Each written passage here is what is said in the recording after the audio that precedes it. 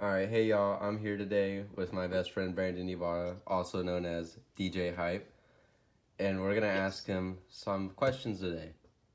So, Mr. Hype, what instruments do you play?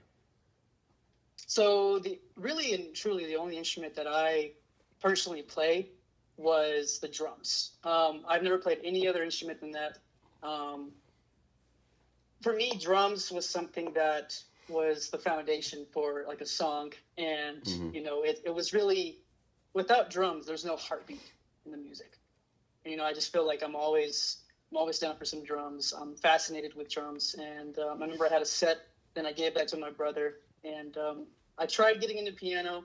One of my friends, good friends, Jordan Cedillo, he's great at piano, so he's great at that. Guitar as well, but for me, definitely the drums. The drums has to be number one, and I think it'll always be number one. Okay, all right. What software is your favorite and why? Okay, so favorite software. That's a good question. I would say if I was 10 or 15, it would be GarageBand.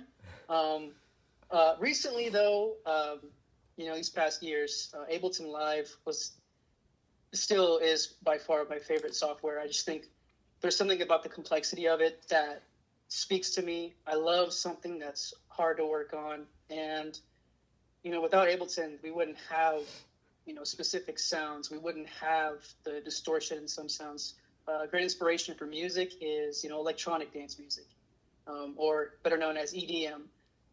And for the most part, Ableton Live is something that I would truly, truly want to master one day. And like I said, complexity is everything. Mm-hmm. So, who inspires your sound? Who would you say is your biggest inspiration? Well, for the longest time, it was Skrillex. And Skrillex just brought a different element to the game. I think he changed up what dubstep really meant, or what even electronic dance music meant. I think he changed the game. He's made so many records, not even just his, just for so many other people.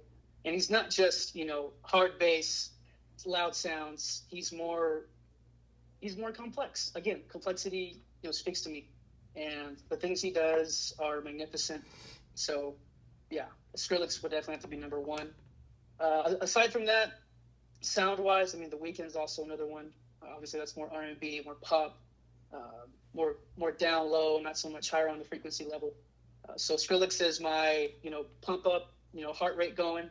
The Weeknd, same thing, but he's more of relaxed, melodic sounds and melodies, and I really do love that about him as well. So, who or what made you get into music production? Who or what? I'll Yeah. start with the first one. Who? I would have to say The Weeknd. I think The Weeknd was the culprit in me starting and trying to dive in, get my feet wet. What? I would have to say sources like SoundCloud, like Apple Music, Spotify. Mm-hmm. Just hearing different music, and with SoundCloud, I think that was the number one for me because there's so many songs out there that are remixed, underground. No one really knows about them. They have very few many likes, and it's just so underground. And I think Apple Music doesn't justify and bring up those types of music to the level that they can be. So SoundCloud was definitely aiding in me trying to develop my own sound.